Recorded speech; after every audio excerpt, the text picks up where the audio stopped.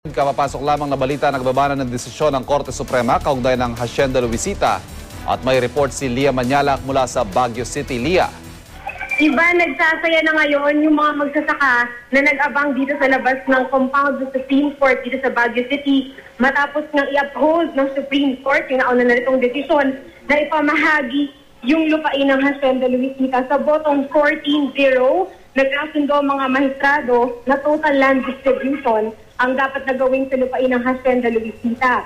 Nag-inhibit dyan si Justice Carpio na una na nag-inhibit mga kaso ng Hacienda Luisita. Sa botong 8-6 naman, nanalo yung mga maestrado na bumoto para sundin yung computation ng ibabayad na just compensation sa Hacienda Luisita Incorporated sa presyuhan ng taong 1989. So hindi na sunod yung hinihingi sana ng Hacienda Luisita na i-base yung computation ng matatanggap nilang bayad sa taong 2006. Yung 8 na bumoto para ibase na lang sa 1989 prices.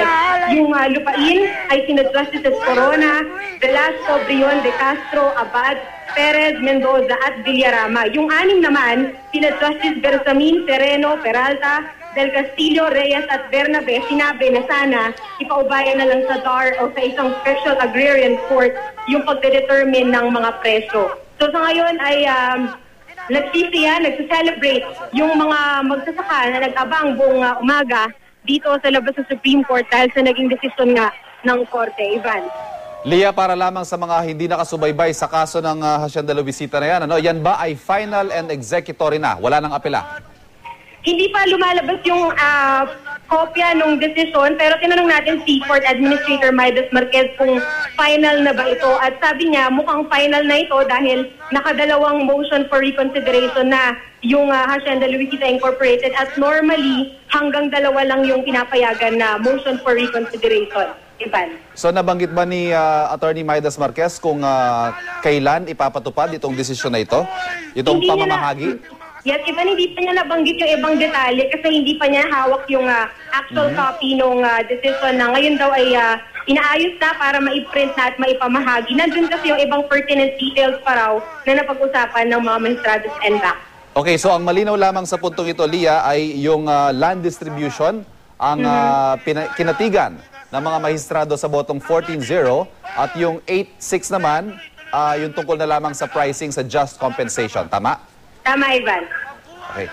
Maraming salamat, Lia Manyalak del Castillo. Samantala, Lia, bago kita bitawan, babalikan po natin si Lia Manyalak del Castillo na kasalukuyan pong nasa Baguio City para sa special summer session ng Korte Suprema.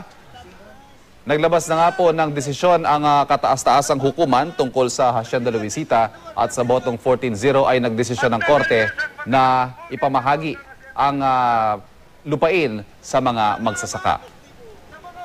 Nasa linya po ng ating telepono si Attorney Jobel Pahilga. Magandang hapon po sa inyo. Magandang hapon din po. Reaksyon po ninyo sa inilabas na desisyon, Attorney? It's long overdue. Justice has prevailed. At least mapapasa kami na ng mga magsasaka ng Hacienda Luisita ang matagal ng kanilang pinapangarap na lupa ng Hacienda Luisita.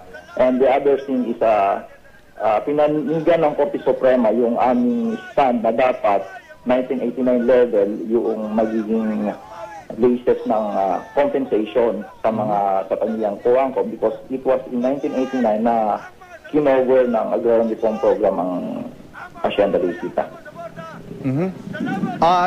Satisfied po ba kayo dun sa inilabas na botohan patungkol naman dun sa pricing, sa just compensation?